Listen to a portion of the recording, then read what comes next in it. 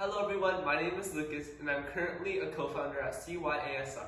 Today I'll be interviewing Grace Hu about the recruitment process in college fencing. So to get started, could you tell us a little about yourself? Yeah, so I'm a rising junior at the University of Pennsylvania. I'm studying finance and marketing in Wharton, and I was a recruited athlete, a fencer for Penn. And I've been fencing since the age of 9, so it's always been a big part of my life. And at Penn, I think I do really love the team, and I'm really happy to be here today to share some of that experience, whether it's about the recruiting process and getting to that school, or also what it's like to be a fencer in an NCAA school. That's nice. So why did you choose fencing specifically? Yeah, so I think at a young age, I tried a lot of different sports. I was quite tall for my age, so I tried basketball, volleyball, swimming, dancing, even taekwondo, all the different kinds of sports. And fencing was another sport that I've tried. And I think I ultimately chose to stick with fencing because it's quite unique and quite special for a few reasons. First of all, it's a really nice blend of the mental and physical component. You can't just win off of strength or speed. You really have that strategy component that I think makes it really special.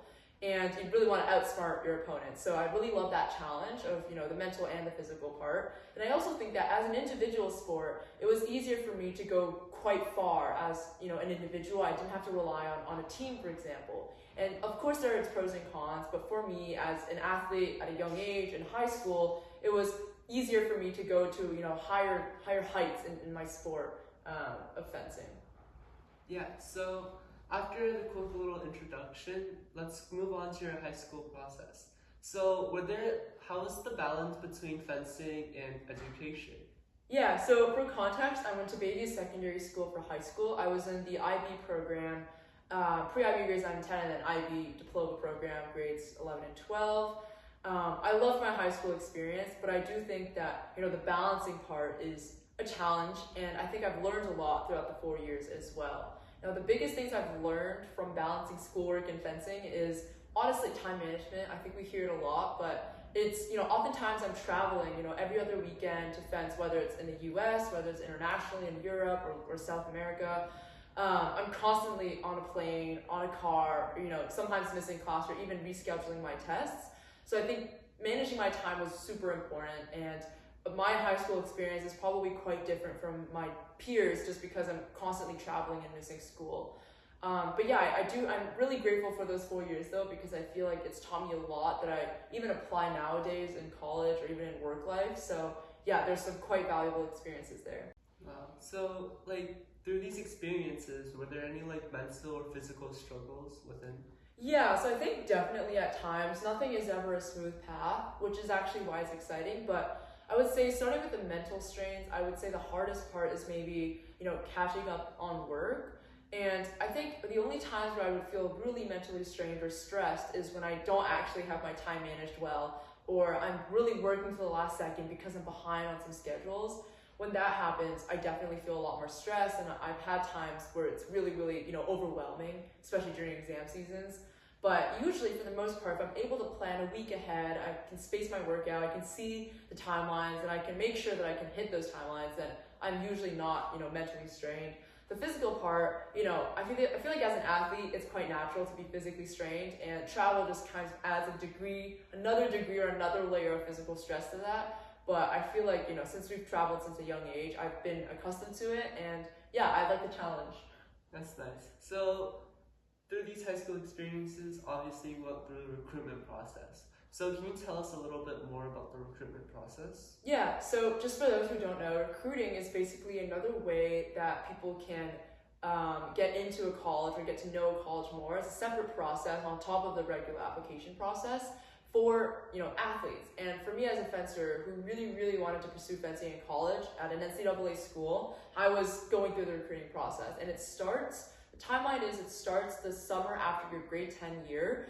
And at the beginning, a lot of it is communications with coaches. So sending out emails, trying to schedule video calls, phone calls, visits in person, and it's a two-way process. It's where the goal is you're trying to learn as much about the coaches and the schools and the cultures as possible, and the coaches are trying to learn as much about the athletes as possible. And it's kind of a matchmaking process. You want to find the best match for yourself, and the coaches want the best athletes, of course.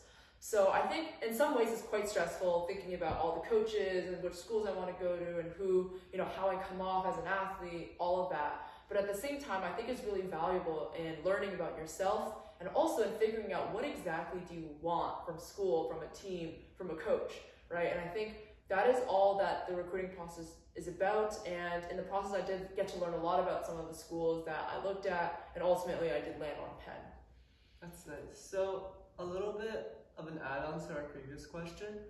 What were like the academic needs on the recruitment process? Yeah, that's a good question. I think a lot of people think that if you're a really great athlete and you're like top of your grade or whatever in terms of your athletics, and that's like an easy way in. But it's really not the case, because especially if you're looking at Ivy League schools, your academics will always come first, right? Early on in the recruiting process, maybe when you first start talking to them, they will ask for your transcripts, report cards, all your academic results, GPAs, all of that. And they'll send those materials to admissions, who handles regular application stuff, to see if you can actually get the green light to actually, continue with the process. Because if you don't even hit their academic bar, then forget all your fencing results, all your athletic results. It just goes down the drain. It won't matter for them. So that's why I think it's really important to know that the misconception is, if I'm good at sports, it's fine. But really, you have to be just as good as at school, if not, better, to make sure you can actually hit that standard before you even think about how good you are athletically. So yeah, I think this is important. Now, when we think about state schools or other schools that are not part of the Ivy League conference, those are some exceptions. They can actually give out scholarships or, kind of make exceptions, or they might not put academics as high as some of the Ivy Leagues do, and there you can be really good at your sport and, get a scholarship to go to that school. But when thinking about Ivy League schools, again, academics are always, really, really up there. Yeah. So after learning about your recruitment process, as I heard, you went through many different schools. So what made you decide on the University of Pennsylvania? Yeah, I think there are definitely so many factors that go into this, and it's definitely not just from my side. I think it goes both ways. I mean, the school definitely wanted me so that I could actually have the opportunity to take that offer, but a lot of it comes down to the team's culture. I think anywhere you're getting a pretty good education, especially if it's out of the Ivy Leagues, you're definitely getting a top-notch education from the country and the world. So what it comes down to is a culture aspect and also the team aspect. So for me, I really liked Penn fencing team's culture. It was very family-like, and the team members uplifted one another. They were all very supportive, and I never had to feel alone. And I think I could see the dynamic between the team members. They were trying to inspire one another, and the overall energy was very, very positive. And I could actually see myself, being a part of that team. So that was really important. And when I talked to some of the team members, when I think about academics as well, Wharton is the best business school out there. So for me, who wants to do business, that was also a no-brainer. So all of these different factors kind of fell into place to lead me to choosing Penn. And I think at the same time, Penn also decided to give me a Wharton offer. So that, lined up really nicely. Yeah. So after learning about all your high school and recruitment process, so how was your college fencing like? So as I know, obviously college and high school is very different. Mm-hmm. So obviously the fencing environment is different too. Yeah, that's a good question. I think I didn't even know this going in, or maybe until I was recruiting, but college fencing is very, very different. So before college, I fenced for the national team at the cadet and junior levels, which means a lot of international competitions like World Cups, World Championships, Pan American Championships, North American Cups. And for those competitions and training at home, a lot of it is very individual focused. It's about trying to get as best as you can yourself, obviously working with your teammates and your club mates, but it's really individual focused. Like, you get what you put in, right? And your results are your own. But when you go to college, it becomes almost like a team sport. Now, I can't just worry about myself, but it's also about cheering on my foil friends and my saber friends, because in college fencing, it's a combination of all three weapons results that lead to a school winning over another school. So if we had a really strong epic squad but would be not as great as another squad, then, that doesn't necessarily mean that we can win. Versus in high school, if I was really great myself, I would do fine. So I think that aspect is stressful, but it's super duper fun. It's a lot about energy and school spirit, more so than it is, technical skill-wise. Everyone is a really great fencer. It just comes down to teamwork, who has better team spirit, right? Who works better as a team, who has better practices and all of that. That leads to, winners in that conference. Yeah, that's nice. So After like your years in university, you went through like almost 2 years now. So what was like the most rewarding part that you felt like was a part of your life? Yeah, I think so. I'm going to my third year, so I'm halfway through college, which is really scary. But I think that my favorite memory or the most rewarding experience definitely is with the fencing team when we won Ivy League championships my first year. That was the first time that Penn's women's team has won championships in 20 years. So, our coaches were crying, they were super happy, super emotional. We had alumni that I've never even met before being just as happy as us, cheering, screaming their lungs out. So I think that was super special to me because I really realized just how strong the Penn community is. Everyone's super invested in each other's success. And that's when I realized that this is like super special to me. And I don't think any memory could top that just because, the implications of winning something for the first time in 20 years it's huge. And knowing that I was a part of that, I was a reason that happened, I think that's like super duper rewarding. And yeah, I think again, it just shows the degree of emotion and energy and passion that people put into college fencing that's different from high school fencing. That's nice. So obviously college fencing is different, but how's also your like education different from where it was at high school? Is it like tougher or is it lighter? Yeah, good question. I think actually personally for me, I would say IB is really great at preparing you for hard exams and hard classes. I don't know if any of my college exams have been as hard as my IB exams, so that's a great way to show that IB does really prepare you well. But in terms of comparing the two, I would say university courses has a lot more flexibility. You have a lot more time on your hands than I did in high school, where you're in school from like 8:30 or 9 to like 3 or 4. Versus in university, you go to lectures maybe once or twice a week, where you have a lot of time to explore clubs, explore what you're interested in, be on the fencing team, for example, spend a lot of time there.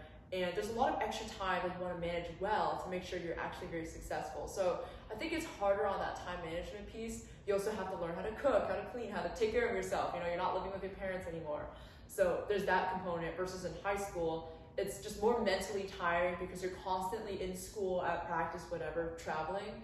So I think it's really different and they're hard in its own ways, but there's also things to love about both of them as well. Yeah, after everything you said, would you have like some final words of advice for our listeners today? Yeah, I think I'll give maybe one piece of recruiting advice, which is also sort of life advice. And it's a little bit corny and it's a little bit oversaid, but this idea of being yourself, I think is really important, especially in the context of recruiting. I think you just have to try your best to be genuine, be who you are to the coaches, to the schools, because there's no point in pretending to be someone you're not, because first of all, even if you pretend your way there, you get an offer and you're there, you're not going to be happy because you were putting up a front. It's not actually your true self, right? You don't actually fit in there if you're pretending to be something else. And coaches also want to see who you truly are. They want to see you being genuine and not, being fake or putting up a front. So really being yourself is going to be helpful, not just for you, but for the coaches, for your recruiting process, and also just understanding what your interests are. And this leads me to my second piece of advice. I would say throughout high school, we spend so much time keeping your grades up, but I think it's equally important to discover what you want to do, right? Once you get to college, most people know what they want to do. In fact, before even going to college, they know what they want to do. And it's quite important because it informs in a direction that you want to go in for classes, for recruiting, for jobs or internships. So just take your time, join some clubs, read articles, watch videos, whatever it is, to figure out what do you truly like and what are you truly passionate about. Because that's going to also help when it comes to college applications, aside from recruiting. So yeah, I would say those are my pieces of advice. And again, thank you so much for having me on your platform. I hope that this was somewhat helpful to aspiring athletes or student athletes out there. Yeah, thank you. I think me myself, I would even find that advice really helpful. And once again, thank you for hopping on our interview today. I'm sure everyone in CYASR appreciates it a lot. Once again, thank you, and we'll see you next time.